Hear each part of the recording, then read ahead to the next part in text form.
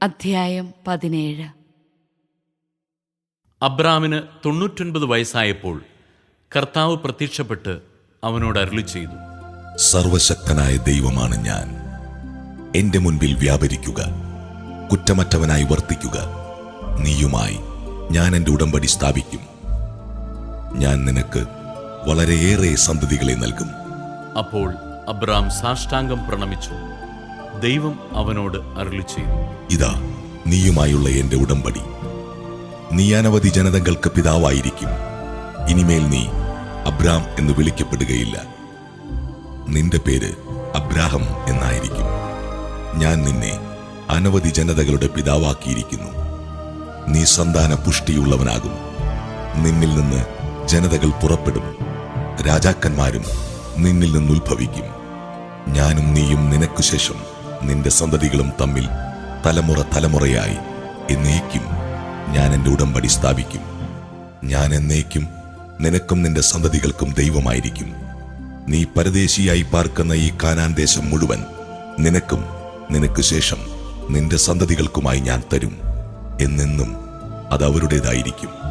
ഞാൻ അവർക്ക് ദൈവമായിരിക്കുകയും ചെയ്യും. ദൈവം അബ്രാഹത്തോട് കൽപ്പിച്ചു, നീയും നിന്റെ സന്താനങ്ങളും തലമുറ തോറും എന്റെ ഉടമ്പടി പാലിക്കണം. നിങ്ങൾ പാലിക്കേണ്ട ഉടമ്പടി ഇതാണ്: നിങ്ങളിൽ പുരുഷന്മാരെല്ലാവരും പരിച്ഛേദനം ചെയ്യണം. നിങ്ങൾ അഗ്രചർമ്മം ഛേദിക്കണം. ഞാനും നിങ്ങളുമായുള്ള ഉടമ്പടിയുടെ അടയാളമായിരിക്കുമത്. നിങ്ങളിൽ 8 ദിവസം പ്രായമായ ആൺകുട്ടിക്ക് പരിച്ഛേദനം ചെയ്യണം. നിന്റെ വീട്ടിൽ പിറന്നവനോ നിന്റെ സന്താനങ്ങളിൽ പെടാത്ത വിലയ്ക്ക് വാങ്ങിയ പരദേശിയോ ആകട്ടെ, തലമുറ തോറും എല്ലാ പുരുഷന്മാർക്കും പരിച്ഛേദനം ചെയ്യണം. നിന്റെ വീട്ടിൽ പിറന്നവനും നീ വിലയ്ക്ക് വാങ്ങിയവനും പരിച്ഛേദനം ചെയ്യപ്പെടണം. അങ്ങനെ എന്റെ ഉടമ്പടി നിന്റെ മാംസത്തിൽ ശാശ്വതമായ ഒരു ഉടമ്പടിയായി നിലനിൽക്കും. പരിച്ഛേദനം ചെയ്യപ്പെടാത്ത പുരുഷനെ സമൂഹത്തിൽ നിന്ന് പുറന്തള്ളണം.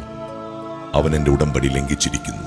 ദൈവം അബ്രാഹത്തോട് അരുളിച്ചെയ്തു, നിന്റെ ഭാര്യ സാറായിയെ ഇനിമേൽ സാറായി എന്നല്ല വിളിക്കേണ്ടത്.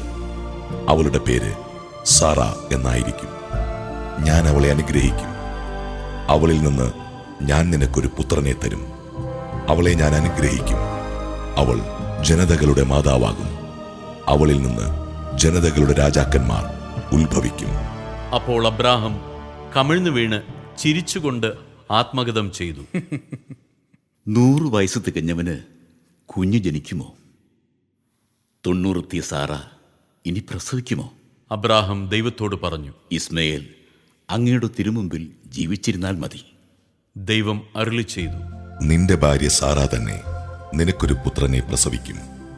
നീ അവനെ ഇസഹാക്ക് എന്ന് വിളിക്കണം. അവനുമായും അവന്റെ സന്തതികളുമായും ഞാൻ നിത്യമായ ഉടമ്പടി സ്ഥാപിക്കും. ഇസ്മായേലിനു വേണ്ടിയുള്ള നിന്റെ പ്രാർത്ഥനയും ഞാൻ ചെവിക്കൊണ്ടിരിക്കുന്നു. ഞാൻ അവനെ അനുഗ്രഹിച്ചിരിക്കുന്നു. ഞാൻ അവനെ സന്താന പുഷ്ടിയുള്ളവനാക്കി അവന്റെ സന്തതികളെ വർദ്ധിപ്പിക്കും. അവൻ 12 രാജാക്കന്മാർക്ക് പിതാവായിരിക്കും. അവനിൽ നിന്ന് ഞാനൊരു വലിയ ജനതയെ പുറപ്പെടുവിക്കും. എന്നാൽ സാറായിൽ നിന്ന് അടുത്ത വർഷം ഈ സമയത്ത് നിനക്ക് ജനിക്കാൻ പോകുന്ന ഇസഹാക്കുമായിട്ടാണ് എന്റെ ഉടമ്പടി ഞാൻ സ്ഥാപിക്കുക. അബ്രാഹത്തോട് സംസാരിച്ചു കഴിഞ്ഞ് ദൈവം അവനെ വിട്ടുപോയി. ദൈവം കൽപ്പിച്ചതുപോലെ ആ ദിവസം തന്നെ അബ്രാഹം മകൻ ഇസ്മായേലിനെയും തൻ്റെ വീട്ടിൽ പിറന്നവരും താൻ വില കൊടുത്തു വാങ്ങിയവരുമായ സകല പുരുഷന്മാരെയും പരിച്ഛേദനം ചെയ്തു. പരിച്ഛേദന സമയത്ത് അബ്രാഹത്തിന് 99 വയസ്സും ഇസ്മായേലിന് 13 വയസ്സും ഉണ്ടായിരുന്നു. അന്ന് തന്നെ അബ്രാഹവും മകൻ ഇസ്മായേലും പരിച്ഛേദനം ചെയ്യപ്പെട്ടു.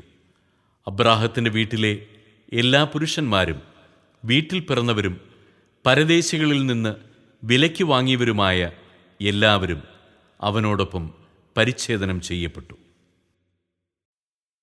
അധ്യായം 18. മാമ്രയുടെ ഓക്കുമരത്തോപ്പിന് സമീപം കർത്താവ് അബ്രാഹത്തിന് പ്രത്യക്ഷനായി. വെയിൽ മൂത്ത സമയത്ത് അബ്രാഹം തൻ്റെ കൂടാരത്തിൻ്റെ വാതിൽക്കൽ ഇരിക്കുകയായിരുന്നു. അവൻ തല ഉയർത്തി നോക്കിയപ്പോൾ 3 ആളുകൾ തനിക്കെതിരെ നിൽക്കുന്നത് കണ്ടു. അവരെ കണ്ട് അവൻ കൂടാരവാതിൽക്കൽ നിന്ന് എഴുന്നേറ്റ് അവരെ എതിരേൽക്കാൻ ഓടിച്ചെന്ന് നിലം പറ്റെ താണ് അവരെ വണങ്ങി. അവൻ പറഞ്ഞു, യജമാനനെ, അങ്ങനിൽ സംപ്രീതനെങ്കിൽ അങ്ങയുടെ ദാസനെ കടന്നു പോകരുതേ. കാല് കഴുകാൻ കുറച്ച് വെള്ളം കൊണ്ടുവരട്ടെ. മരത്തണലിരുന്ന് വിശ്രമിക്കുക. നിങ്ങൾ ഈ ദാസന്റെ അടുക്കൽ വന്ന നിലയ്ക്ക് ഞാൻ കുറേ അപ്പം കൊണ്ടുവരാം. വിശപ്പടക്കിയിട്ട് യാത്ര തുടരാം. നീ പറഞ്ഞതുപോലെ ചെയ്യുക എന്നവർ പറഞ്ഞു. അബ്രാഹം പെട്ടെന്ന് കൂടാരത്തിലെത്തി സാറായോട് പറഞ്ഞു, വേഗം 3 ഇടങ്ങഴി മാവെടുത്ത് കുഴച്ചപ്പം ഉണ്ടാക്കുക. അവൻ ഓടിച്ചെന്ന് കാലിക്കൂട്ടത്തിൽ നിന്ന് കൊഴുത്ത ഒരു ഇളം കാളക്കുട്ടിയെ പിടിച്ച് വേലക്കാരനെ ഏൽപ്പിച്ചു. ഉടനെ അവനത് പാകം ചെയ്യാൻ തുടങ്ങി. അബ്രാഹം വെണ്ണയും പാലും പാകം ചെയ്ത മൂരിയിറച്ചിയും അവരുടെ മുമ്പിൽ വിളമ്പി. അവർ ഭക്ഷിച്ചുകൊണ്ടിരിക്കെ അവൻ മരത്തണലിൽ അവരെ പരിചരിച്ചുകൊണ്ടു നിന്നു.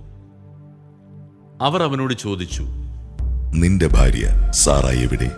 കൂടാരത്തിലുണ്ട്. അവൻ മറുപടി പറഞ്ഞു. കർത്താവ് പറഞ്ഞു, വസന്തത്തിൽ ഞാൻ തീർച്ചയായും തിരികെ വരും. അപ്പോൾ നിന്റെ ഭാര്യ സാറായ്ക്ക് ഒരു മകനുണ്ടായിരിക്കും.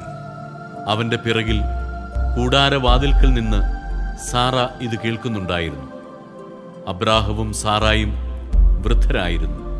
അവൾക്ക് ഗർഭധാരണ പ്രായം കഴിഞ്ഞിരുന്നു. അതിനാൽ സാറ ഉള്ളിൽ ചിരിച്ചുകൊണ്ട് പറഞ്ഞു, എനിക്ക് പ്രായമേറെയായി, ഭർത്താവും വൃദ്ധനായി, എനിക്കിനി സന്താന സൗഭാഗ്യം ഉണ്ടാകുമോ? കർത്താവ് അബ്രാഹത്തോട് ചോദിച്ചു, വൃദ്ധയായ തനിക്കിനി കുഞ്ഞുണ്ടാകുമോ എന്ന് ചോദിച്ച് സാറ ചിരിച്ചതെന്തുകൊണ്ട്? കർത്താവിന് കഴിയാത്തത് എന്തെങ്കിലുമുണ്ടോ? നിശ്ചിത സമയത്ത് വസന്തത്തിൽ ഞാൻ നിന്റെ അടുത്ത് തിരിച്ചു വരും. അപ്പോൾ സാറായ്ക്ക് ഒരു മകനുണ്ടായിരിക്കും. സാറ നിഷേധിച്ചു പറഞ്ഞു. ഞാൻ ചിരിച്ചില്ല. എന്തെന്നാൽ അവൾ ഭയപ്പെട്ടു. അവിടുന്ന് പറഞ്ഞു, അല്ല, നീ ചിരിക്കുക തന്നെ ചെയ്തു. അവർ അവിടെ നിന്ന് എഴുന്നേറ്റ് സോദോമിന് നേരെ തിരിച്ചു. വഴിയിലെത്തുന്നതുവരെ അബ്രാഹം അവരെ അനുയാത്ര ചെയ്തു. കർത്താവ് ആലോചിച്ചു, അബ്രഹാം മഹത്തും ശക്തവുമായ ഒരു ജനതയായി തീരുമെന്നും ഭൂമിയിലെ ജനപദങ്ങളെല്ലാം അവനിലൂടെ അനുഗ്രഹിക്കപ്പെടുമെന്നും അറിഞ്ഞിരിക്കെ ഞാൻ ചെയ്യാൻ പോകുന്ന കാര്യം അവനിൽ നിന്ന് മറച്ചുവെക്കണമോ? ഞാൻ അവനെ തിരഞ്ഞെടുത്തിരിക്കുന്നത് നീതിയും ന്യായവും പ്രവർത്തിച്ച കർത്താവിന്റെ വഴിയിലൂടെ നടക്കാൻ തന്റെ മക്കളോടും പിന്മുറക്കാരോടും അവൻ കൽപ്പിക്കുന്നതിനും അങ്ങനെ കർത്താവ് അവനോട് ചെയ്ത വാഗ്ദാനം പൂർത്തിയാക്കുന്നതിനും വേണ്ടിയാണ്. കർത്താവ് പറഞ്ഞു, സോദോമിനും ഗോമോറയ്ക്കുമെതിരെയുള്ള മുറവിളി വളരെ വലുതാണ്. അവരുടെ പാപം ഗുരുതരവുമാണ്. അതിനാൽ അവരുടെ പ്രവൃത്തികൾ എന്റെ സന്നിധിയിലെത്തിയിട്ടുള്ള വിലാപങ്ങളെ സാധൂകരിക്കുന്നോ ഇല്ലയോ എന്നറിയാൻ ഞാൻ അവിടം വരെ പോവുകയാണ്. അവർ അവിടെ നിന്ന് സോദോമിന് നേരെ നടന്നു. അബ്രാഹം അപ്പോഴും കർത്താവിന്റെ മുമ്പിൽ തന്നെ നിന്നു. അബ്രാഹം അവിടുത്തെ സമീപിച്ച് ചോദിച്ചു, ദുഷ്ടന്മാരോടൊപ്പം നീതിമാന്മാരെയും അങ്ങ് നശിപ്പിക്കുമോ? നഗരത്തിൽ 50 നീതിമാന്മാരുണ്ടെങ്കിൽ അങ്ങ് അതിനെ നശിപ്പിച്ചു കളയുമോ? അവരെ പ്രതി ആ സ്ഥലത്തെ ശിക്ഷയിൽ നിന്ന് ഒഴിവാക്കില്ലേ? ദുഷ്ടന്മാരോടൊപ്പം നീതിമാന്മാരെയും സംഹരിക്കുക, അതങ്ങിൽ നിന്ന് ഉണ്ടാകാതിരിക്കട്ടെ. ദുഷ്ടന്മാരുടെ ഗതി തന്നെ നീതിമാന്മാർക്കും സംഭവിക്കാതിരിക്കട്ടെ. ഭൂമി മുഴുവന്റെയും വിധികർത്താവ് നീതി പ്രവർത്തിക്കാതിരിക്കുമോ? കർത്താവ് അരുളി ചെയ്തു, സോദോം നഗരത്തിൽ 50 നീതിമാന്മാരെ ഞാൻ കണ്ടെത്തുന്ന പക്ഷം അവരെ പ്രതി ഞാൻ ആ സ്ഥലത്തോട് മുഴുവൻ ക്ഷമിക്കും. അബ്രാഹം വീണ്ടും പറഞ്ഞു, പൊടിയും ചാരവുമായി ഞാൻ കർത്താവിനോട് സംസാരിക്കുവാൻ തുനിഞ്ഞല്ലോ. നീതിമാന്മാർ 50-ന് 5 കുറവാണെന്ന് വന്നാലോ? 5 പേർ കുറഞ്ഞാൽ നഗരത്തെ മുഴുവൻ അങ്ങ് നശിപ്പിക്കുമോ? അവിടുന്ന് പറഞ്ഞു, 45 പേരെ കണ്ടെത്തിയാൽ ഞാൻ അതിനെ നശിപ്പിക്കുകയില്ല. അവൻ വീണ്ടും ചോദിച്ചു, 40 പേരേ ഉള്ളുവെങ്കിലോ? അവിടുന്ന് പ്രതിവചിച്ചു, ആ 40 പേരെ പ്രതി നഗരം ഞാൻ നശിപ്പിക്കുകയില്ല. അവൻ പറഞ്ഞു, ഞാൻ വീണ്ടും സംസാരിക്കുന്നതുകൊണ്ട് കർത്താവ് കോപിക്കരുതേ. ഒരുപക്ഷേ 30 പേരേ ഉള്ളുവെങ്കിലോ? അവിടുന്ന് അരുളി ചെയ്തു, 30 പേരെ കണ്ടെത്തുന്നെങ്കിൽ ഞാനത് നശിപ്പിക്കുകയില്ല. അവൻ പറഞ്ഞു, കർത്താവിനോട് സംസാരിക്കാൻ ഞാൻ തുനിഞ്ഞല്ലോ. 20 പേരേ ഉള്ളുവെങ്കിലോ? അവിടുന്ന് അരുളി ചെയ്തു, 20 പേരെ പ്രതി ഞാനത് നശിപ്പിക്കുകയില്ല. അവൻ പറഞ്ഞു, കർത്താവേ, കോപിക്കരുതേ. ഒരു തവണ കൂടി മാത്രം ഞാൻ സംസാരിക്കട്ടെ. 10 പേരെ അവിടെ ഉള്ളുവെങ്കിലോ? അവിടുന്ന് അരുളി ചെയ്തു, ആ 10 പേരെ പ്രതി ഞാനത് നശിപ്പിക്കുകയില്ല. അബ്രാഹത്തോട് സംസാരിച്ചു കഴിഞ്ഞപ്പോൾ കർത്താവ് അവിടെ നിന്ന് പോയി. അബ്രാഹവും സ്വന്തം സ്ഥലത്തേക്ക് മടങ്ങി.